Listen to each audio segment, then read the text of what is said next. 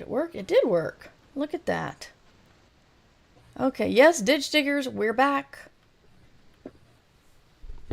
Yay! Woo! Yes, we're finally I have the mental capacity and Ursula is home and has the mental capacity. You're between projects now, aren't you? Well, I'm supposed to be editing the book I handed in like a couple weeks ago, and I have 9 days to edit it. A couple weeks. Wow. Just like a big edit, like your first big edit or copy Yeah, edit? Oh, wow. Well, good luck. It took me a while to do mine, but mine needed at least one big change, so that took. it's not terrible. My editor's like, this is actually good. We just need a lot more world building, and also this thing here like is not working. So So, figure world out building is something you can fix in 9 days? Yeah, I mean, I have the world building. The world is already built. I I just see. need to reference it more. This is Gotcha. the third book in a trilogy, and I was not sure how much to say because I'm like, why are you reading this one? You should have read the first two already, and you will know everything about how the damn swords work. But Yeah. yeah, So, hi guys, we are finally streaming again. If you happen to be new here, hi, we're doing a show called Ditch Diggers. We're going to officially start it soon, in which after that I will be editing the show down to an audio podcast. There's discussion in chat of whether you can hear me. Okay, you can. Great. Okay. But yeah, that's how it goes. Ursula's uh, internet connection can only do so much, so that's why we have Ursula on audio and not video, but Ursula's still here, so I promise you. also this way I don't actually have to like set up lighting and shit. Or put on pants. Well, in fairness, the video would probably not show my pants That's anyway. true. That's true. I could be without pants. They don't know. Yeah, but I would have to put on a bra. Oh, yeah. Stupid I'm bras. just not in the mood to. All right. So quickly saying hi to folks. We got Shauna, Crystal Briar, Jasmine, Poe. Hello everybody. Ian's here. Kids Are Asleep is here. Everybody follow Kids Are Asleep. And I think that's everybody. Underpope. Did I already say Underpope? I've already lost the I lost the trail of who I've said hi to. So hope everybody's fine. And I still have not set up the dog cam, but do have a dog now. As part from being a little bit stressful, she is a delight. Stressful in her health. We're thinking she just kind of has a nervous stomach at this point. And she did not swallow something that made her. We were like, of course, going to the worst possible conclusion this weekend of the dog has clearly eaten something and needs to be cut open or kind of thing. But after the year we've had, it's I still think it's a pretty reasonable jump. But thank you, Crystal Briar.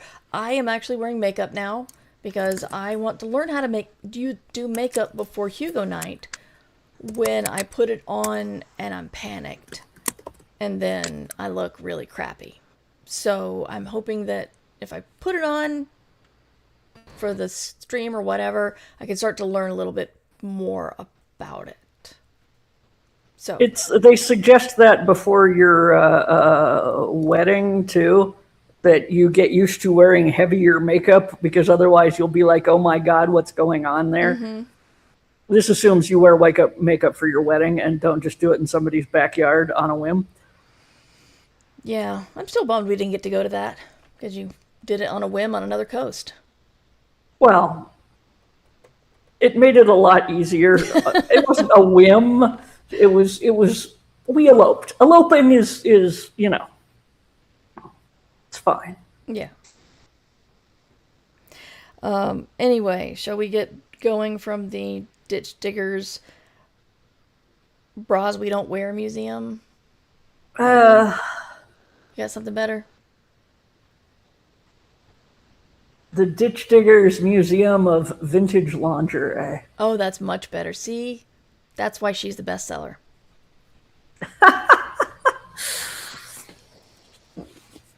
Ditch Diggers season 12 episode. I have no idea. Yeah. But coming to you live from the Ditch Diggers Museum of Ancient Lingerie, it is the Ditch Diggers with Mur Lafferty and Ursula Vernon, aka T. Kingfisher. How are you, Ursula? Woo! I am good. I am not wearing ancient lingerie at this moment. Me too. Go us. That's a great start to the day already. But So how is life in the land of ditch digging, Mur? life is fairly good. I turned in a big heavy edit to my novel, and of course, this was about 2 weeks ago, a week and a half ago, and I've been recovering from that, but also kind of thinking about all the other things I could have changed or should have changed, which is a Yes. fun feeling.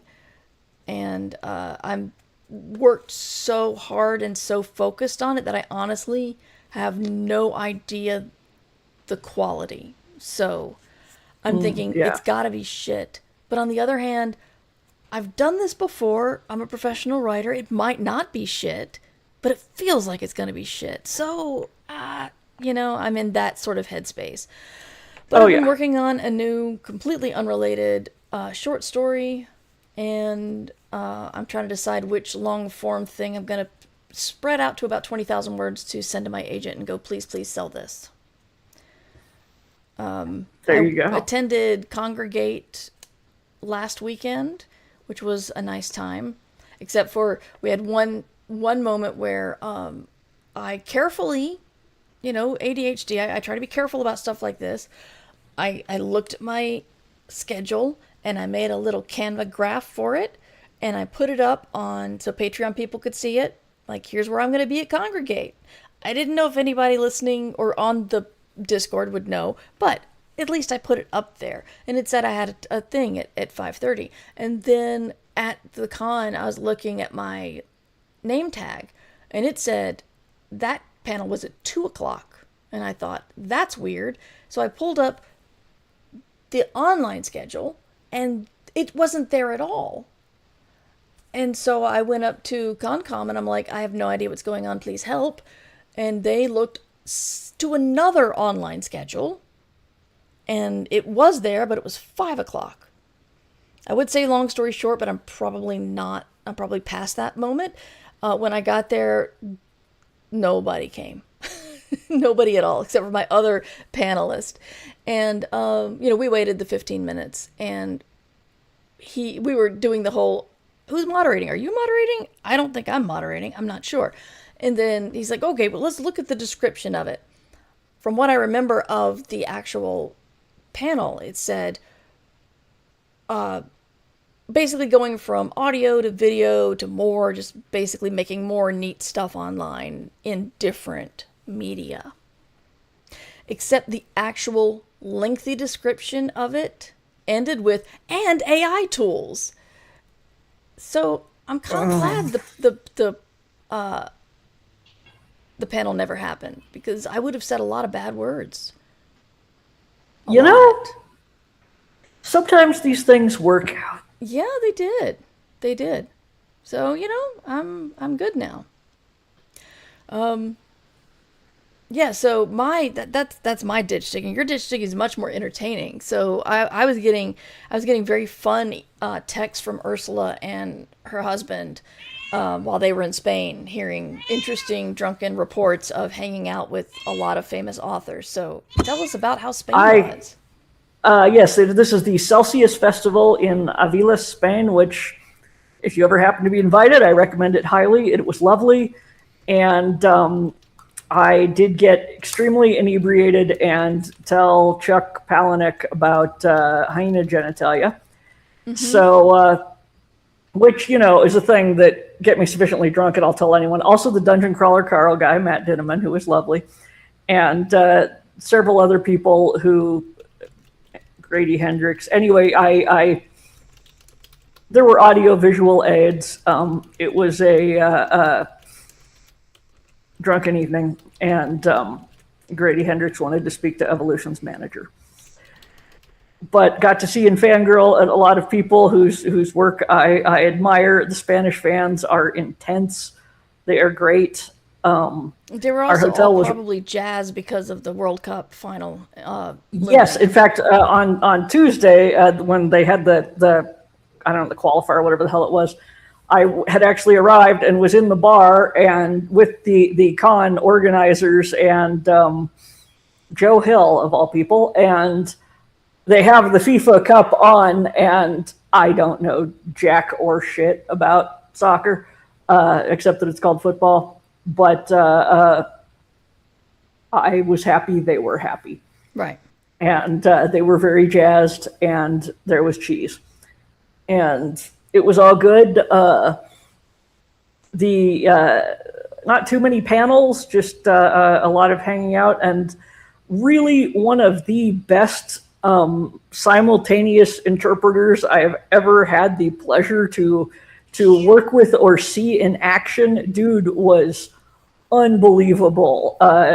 Like, it's a panel, there's three of us, there's crosstalk, and he's just taking shorthand notes and then like busts out, like 5 minutes worth of dialogue with the crosstalk in like 1.5 speed. Wow. It was amazing. The only time he glitched at any point was on my panel when he was translating what the interviewer was saying to me. And he was like, "Can you speak about Lovecraft and boobs?" And I'm like, what? Lovecraft and boobs. I'm like, I don't think so, no. Like, are you sure you heard that right? Yes, the interviewer proceeds like, spores. It was sporatas, not tetas. I'm sorry. Audience loses their shit. I'm just dying, I'm like, I got nothing. Okay, I can't. I can do. I'm. Yeah, and like, all right, next question. And Well, yeah, we've got our episode title now, so thank you. Lovecraft and boobs. Yes. Yeah, but Awesome. man, a good simultaneous interpreter is like juggling fire and chainsaws while reciting limericks. It's very impressive. Yeah. And then I came home, and I honestly have had kind of a hard time getting back in the actually being at work doing writing groove, because I went from Spain and then I had to turn around, immediately go to Raleigh to have medical stuff, and Yay. then back you came here just to and see me. You know you did. I did, yes, but also get a mammogram. Oh, okay. And also, incidentally, if the desk agent, when you're checking your bag, says, "And how are you today?" and you say, "I just got a mammogram 2 hours ago, so that's about how I am," you will get upgraded to first class frequently. Wow. Yes. Does the gender of the check-in agent person matter? I don't know. I've only tried it once. Okay. But was it yeah. female person? Yes. Okay. All right. Still worth a try. Anyway, yeah. so yeah, I'm having a real hard time getting back in the groove. Like, I don't really want to be writing a book. Part of it is also that just wrapping a trilogy is, puts your brain in slush. But I have 9 days to finish the edits on this novel. So the first pass edits. So yeah, I need to get my ass in gear, and also I still have 2 more books due this year. So I should be working on that. Instead, I've been working on a completely different book that is not sold to anyone, and I'm enjoying it thoroughly, and also going, there's no way that this is not going to sell. Well, But you for never one thing, it's you, so probably it is. But another thing you told me was that it was fanfic, so, You'd have to do a lot No, of no, work. I wrote a fanfic. Separately, I wrote I spent a month and wrote like 100,000 word fanfic, but because I was pissed off at the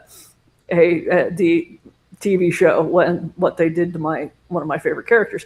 But but no, this is a different thing that I've been working on, and it's only like 30,000 some words that I've been working on for like the last month, which is sort of like, And that's fanfic the thing that's not going inspired, to but sell. I mean, it might. No, the problem, Murr, this is partly your fault. What? What? No, maybe it was Jim's fault. It was about elves. The thing about the elves, and elves are supposed to be all. We were talking at dinner about elves being all regal and whatnot, and I was like, I will write the fucked up non-regal elves, and so yeah, I started writing the fucked up non-regal elves who have a really weird military, but if you live for 1,000 years, you can get really good at killing people. And so they're like this insane little nation state that of basically regal-looking psychopaths. Do they smell bad? Because I've got that feeling of regal elves must smell amazing, and so if you've been like a little war state and been living 1,000 years, you probably don't care anything about what other people have to say. So unless you're concerned about the way your skin looks, I'm sure they bathe regularly. They are a civilized people. They just happen to be insane. Well, not insane. They crazed xenophobic murderers, but yeah,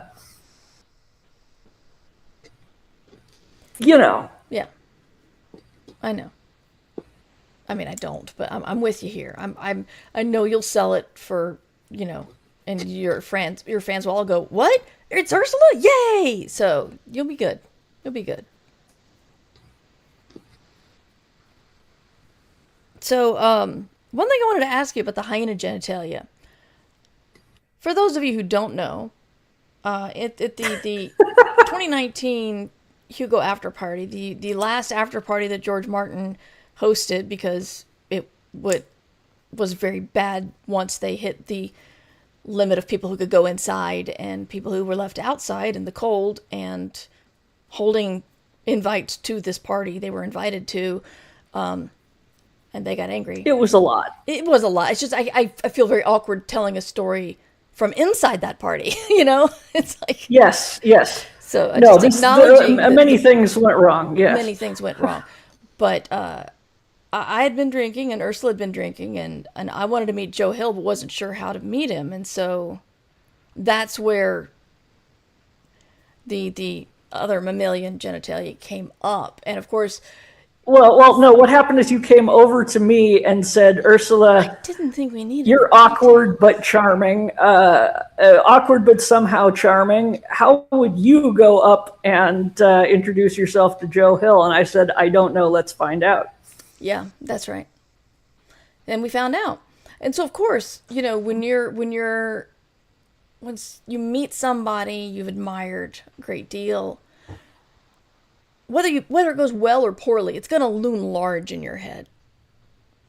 If it goes very poorly, that it will definitely loom large in your head. And what you forget, apparently, is that other person could also have been very drunk. And because I was nobody, unmemorable. I think it was just the drunkenness. You're saying he didn't remember me because he was drunk. Yes. So how do you tell someone? Do you remember this incredibly embarrassing thing? Did you like bring it up and then tell him the details, or did you just find out he didn't remember and then like run? We were sitting next together at the FIFA thing, and he was like, "Joel," I'm like, "Oh yes, we met once before in Dublin. I was very drunk and told you about hyena genitals." And he's like, "Dublin? That was a long time ago." Oh, good. Okay. I think he was there to support his wife. yeah, his wife, and he seemed puzzled, and I was like, cool. He was puzzled that night too, so cool. Okay. Yes. All right. So You're aside off the from hook, Murph. Although I maintain if he had remembered, you could at any point go up to him and say, hi, you may not remember me, but my extremely drunk friend told you about hyena genitals at the Hugo party, and but strike up see, a conversation there. all that tells me is that hi, I am my much more interesting friend talked to you at a party at the Hugos, and she's not here right now, but hi, I But then you am. have the chance to be fascinating, and yeah, okay. I tried. Look, they kept making these things called black velvets that were Guinness and champagne, and they were really drinkable. I don't even remember what I drank that night. I just know I did. Anyway, so about this podcast we do, I was going to talk about major left turn into being professional agents and ethics, because the American Association for I was going to remember that.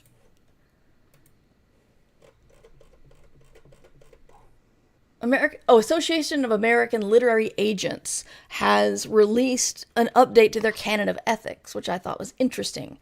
So, a little bit about this organization. There is no professional organization that dictates what agents can and cannot do. You do not need to be a member or get approved or anything if you want to be an agent. So anybody can say they're an agent. Yes, absolutely.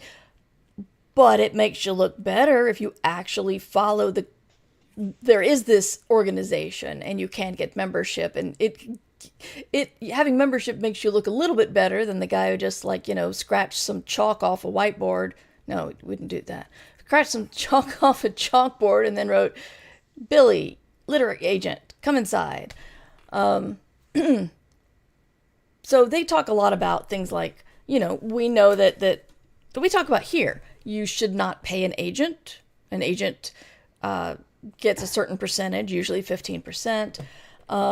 It goes into a lot of details. You do not pay them up front. Right. Yeah. You pay them with the money that you make. Interestingly, they must have 2 bank accounts, because they're the bank account for for their money, and then the money that the client earns. And so because frequently the money goes through. Yeah, it's not the money will pass through the agent. Right, but it's they put my money into a separate account, and that's where the check is cut from, not their main whatever business account. I'm trying to find some other pertinent things here. The standardized royalty rates usually. Yes. They can, or not royalty, but standardized. They can take like 15%. That if they take more than that, all the other agents go, excuse. Yeah, it's 15 for domestic and 20 for foreign and usually film rights. Film rights are a little weird depending on who they're working with to secure those rights. But that's what my experience has been. Is that yours? 20 and 10 or 15? I think so. Okay. Like I get I get the film rights so rarely that I can't say I've memorized the number. Oh, they actually have a flow chart to make it even clearer. Okay, so what they changed is, we said you don't pay agents. Well, a lot of agents, not all of them, but a lot of them will take your book, their clients' books, and they will help you edit it in a way that they think it will sell. And then after they're happy with your edit, they send it out to all the editors they know who they think might go for it. But you don't pay them for that edit. Now, an agent can take work from a non-pre-existing client to do either editing or publicity for you, which mainly we're talking about self-pub. So I thought it was like if I wanted to do a self-pub, I could get my agent to take care of it and I would pay him. But that's not the case because I got a flow chart right here.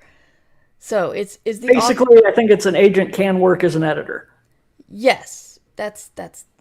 I was gonna go through the flow chart. Oh, I'm sorry. Okay, is the author a pre-existing client? Yes. No. No, you cannot offer separate paid editorial services to your existing clients. Has the author reached out to you? Anyone claiming to be an agent who is like, if you pay me $500, I will edit your manuscript and represent it. Take a step back and squint.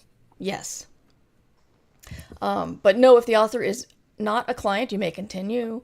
If the author has to have reached out for editorial services, not agenting services. So it's like if they think that your book is not good enough for them to sell, but they're like, hey, I'll edit it for you and you can self-publish it or something, that is not okay. So it's got to be a non-client approaching the agent for editing services. And they have to make it absolutely clear that they're not representing you, they're just editing. Have you shown a copy of the paragraph 8 of the AALA Canon of Ethics? So they're even referencing back to their own thing. So yes, it's very clear. There's a whole flow chart on the site. I'm really interested. I read about this afternoon, so I haven't had a chance to ask my agent or Jen Udden, who I'm still in contact with as a friend, what they think about it. But on the surface, it looks okay. I just say it so uncertainly because, like when iTunes or Patreon or something change something, they all make it sound really good, and it takes somebody else to like look under the hood and go, no, this is bad. They're screwing you right here. So I'm curious what you think, Ursula. I have no strong opinions. Like, I think it's my only concern is there are so many things to hear about. My agent said if you want me to like represent this, you have to go pay this other editor to do it. And I'm like, let's make sure they're not just cutting out the middleman. But as long as that's not happening, and it sounds like they're working to prevent that, I think it's all fine. Okay. I'm sorry. I may be the only one dumb here, and everybody listening is just on the same board. Can you go through that as long as the agent is not? I got mixed up at who was saying what to whom. Okay, so frequently I have heard stories of agents saying, "Author, this book is whatever." Their client or somebody else? Someone who has approached them with a book, a submission, and saying, why don't you go pay this person for edits? And that always struck me as iffy. Yeah. And frequently is iffy. And so long as they're not just like cutting out the middleman on that one, then it's fine. Then, if it's a whatever, I'll edit this other book on the side. The thing where I'm only concerned is, you must pay me for editing and now I will represent you kind of thing. And it sounds like they're working to head that off. So yeah. And this is all somewhat abstract for me because I've been with my agent for so long that, she's outlasted husband, several states, and most of my clothes. So, Yeah, and cancer, and your your child, your children's book career and your adult career, and Yep. Although the children's book career is not entirely dead in the water, I seem to have 2 more children's books coming out next year. Who knew? Really? Yeah. Are you still writing them, or is this something they've been sitting on?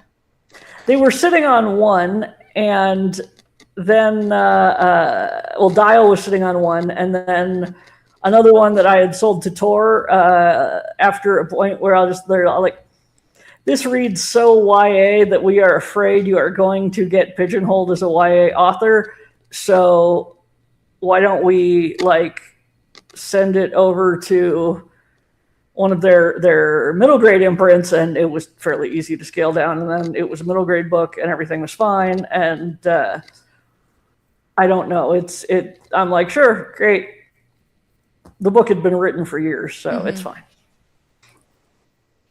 Do you think you're going to have to do any publicity like school visits anymore? I have stated on several occasions that I cannot, for health reasons, do school visits anymore. That's right, you can't. Yes. Hey, cancer helped you out in anyway, didn't it? It did. And also the fact that I just can't be arsed not to swear any longer. Yeah, I get that. I do. So I think this. I'm going to be interested to see what agents are going to be hanging out the shingle to say. Also, editorial services. Like you said, getting agents to do like a finder's fee for another agent seems a little dodgy. So I'm curious if they're going to be not doing that. But yeah, if you are doing an agent hunt, make sure to look to see if you're in the U.S., I should say, or you're trying to get a U.S. agent, look to make sure they're a member of the AALA, I believe. Trying to think if I feel like there's somebody I interviewed in the past who was not a member and their reason made sense, but I can't remember what it was, so I just could be making this up in my head. But Canon of Ethics, revised 2026. You can see what agents are expected to do and not do. And, be ethical and all that. So what else is up with you, Ursula? What's going on?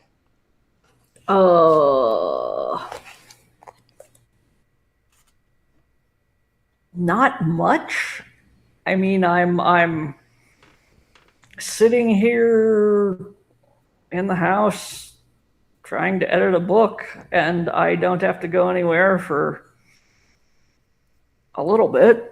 No, wait, when was my next thing? You told me the other night it was Worldcon. I did, but yes. Actually, the next thing is on the 8th of August, I am flying out for one day only to do one panel at a library in Thousand Oaks, California. And they offered me money. Wow. And I was going, okay, it's not that I really want to take an entire day and a half or whatever it's going to be to fly to California just for one panel. But on the other hand, if I turn down the money, my ancestors for 1,000 generations will rise up out of their graves and beat me. They will. So, yeah, we'll see how it goes. Also, your husband of one generation might have an opinion too. Not really. He's he'd be like, "You don't want to go? Okay." That's true. So let's talk about Worldcon. We will both be there. We have both received tentative schedules, but we are not allowed to talk about them until the 29th, I think. But I will say, I believe there is a live podcast tentatively scheduled. We'll see. But if you're going to Worldcon, keep an eye out for that. I've got a lot more things than I expected, which is kind of cool. Same. Well, you're the Toastmaster. How can you be surprised at having a lot of stuff to do? Well, they put me on panels and stuff that I didn't expect, and that's totally fine. I don't mind being on panels about regenerative agriculture or whatever, but I'm just on panels about regenerative agriculture. Huh. I don't know what to say to that. I mean, I Yeah, assume whoever put you no, on it has heard your opinions of potatoes. indeed, indeed. And they probably, wanted to, or yeah, I have no idea. I am happy that there is a large block of protected time for guests and finalists. Yes. Oh my God, finally. Yeah, that's just like, this is so you have time to get ready for the Hugos. Yeah, I think last year I And had a 6 o'clock, either a 5 o'clock or a 6 o'clock panel before the Hugos.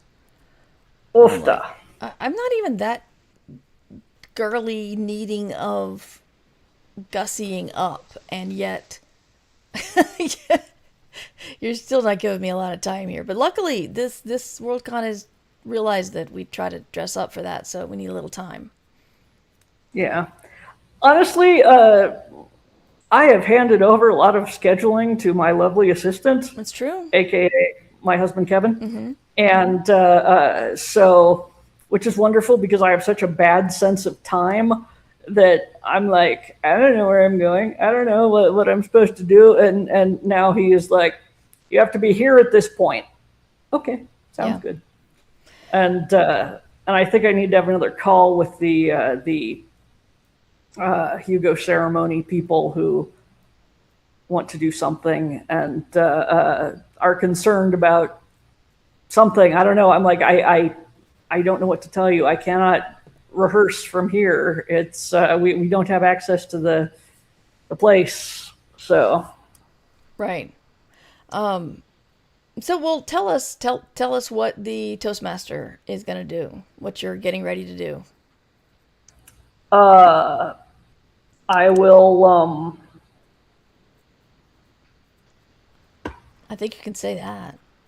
Yeah, I will be emceeing the Hugos, and I will be at opening ceremonies and closing ceremonies. I will not be doing the costume contest or the masquerade. They asked me if I wanted to. I said I would rather chew ground glass, so everyone was happy. I Wow. can't judge people's costumes. I'm sorry, I cannot. I feel horrifically guilty. I also don't critique people's work for the same reason because I do not want to tell people they have done badly or whatever. I cannot do that. It is not my skill set. So I do not do these things. Yes. Also, there was an incident where someone sometimes the masquerade people have like little sort of skit things, and someone wanted to who was like the goddess of death came on stage and was going to chase me until I screamed and then the lights went out.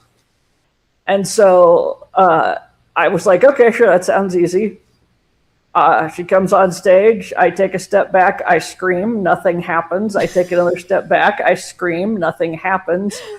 The problem is that, and then finally there's this blood curdling scream, and the lights go out right before I fell in the orchestra pit.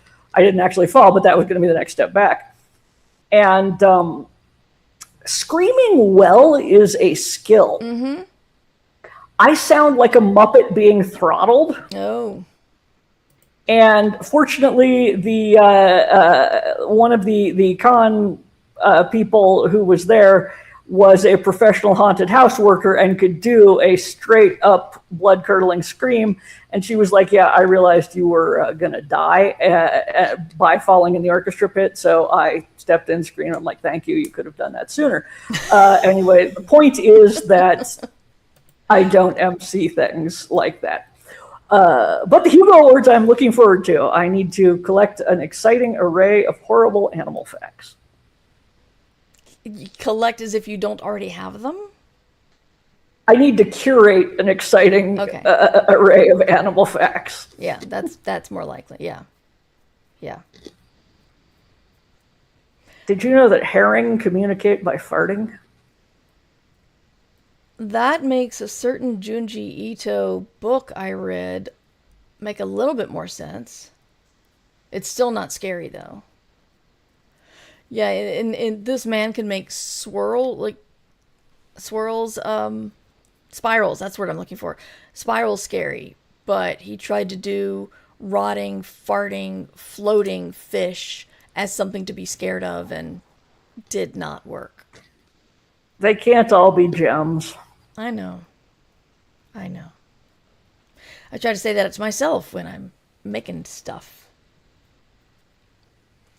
Well, I think there was a question about how many pets you're working with now. How many pets? Yeah, I'm looking for it. We got 4 cats and a dog. Okay.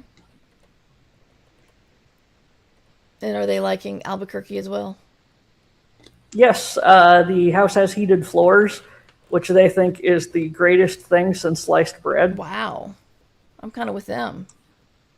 It's pretty cool, except that it also has these massive windows, which again, very cool, but it heats up a lot Yeah. very quickly in at certain times of year, and I'm like, we don't need the underfloor heating. I'm gonna roast.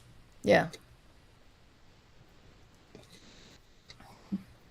All right. Well, I think I've talked about all of my things. Is there anything else you want to bring up about ditch digging or agenting or anything else? Nothing that is coming immediately to mind. Okay. Yeah. Well, hopefully we'll be able to get one more podcast done before Worldcon this year. And Hopefully, yes. I should be good. yeah, you can find me at merverse.com, and if you search for Mer Lafferty and podcast, you'll find pretty much anything I've worked on. My other podcast is I Should Be Writing, and it turns 21 next Saturday. Not this coming Saturday, but Oh my God. Yeah. Your podcast is old enough to drink. Yep. Yep, it is. I don't really know how to commemorate that, but I'm going to try. So that is April, no, August 8th or 9th. I can't remember. I think it's the 9th. Anyway, and my latest book is Infinite Archive, and it is out on all the shelves and all the ebooks and audiobooks and all that. So I Should Be Writing is not older than my kid. No. I started doing I Should Be Writing when my kid was about 2, and I got on antidepressants. It's a very clear timeline. So that's why I'm serious. That's one of the reasons why. I'm not laughing because I thought it was a joke. That was the recognition laugh. Yes. Yeah. I started podcasting a couple of weeks after that. I didn't wait until the next couple of months later to do I Should Be Writing. But yes. Antidepressants cause podcasts. Exactly. Yep. So This scourge must be stopped. No, sorry. So yeah, you could find me. Where can we find you online, Ursula? Let's see. Blue Sky as T Kingfisher is where I'm actually likely to respond. Website Red Wombat Studio, and I have a book coming out at the end of August called Daggerbound that is the sequel to Sword Heart. And also, if you happen to be at Worldcon in Anaheim, I'm the Toastmaster. So, Yeah. as we mentioned, so I'll be around. All right. Well, thank you guys for showing up live. If you want to see us live, we kind of try to shoot for every other Monday, 3 p.m. Eastern Time. We don't always make it, but the best way to know is to follow me on Twitch, twitch.tv/MightyMer, and then you'll get a message. In theory, Twitch will send you a message when we go live. So, thank you guys. And we are done.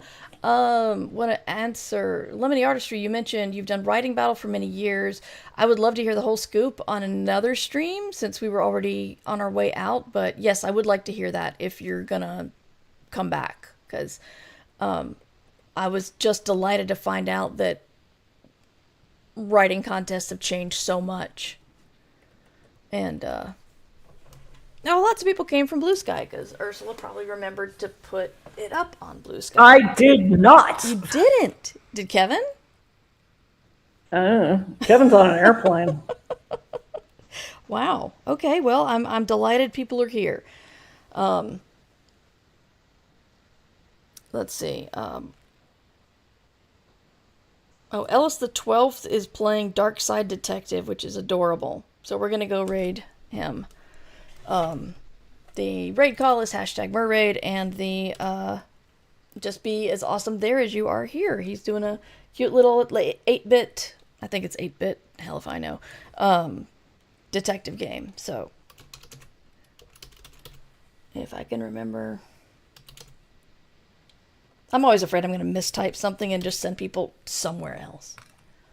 All right, the raid has been created. Thank you guys, and I'll be back on Thursday at 3 for I Should Be Writing.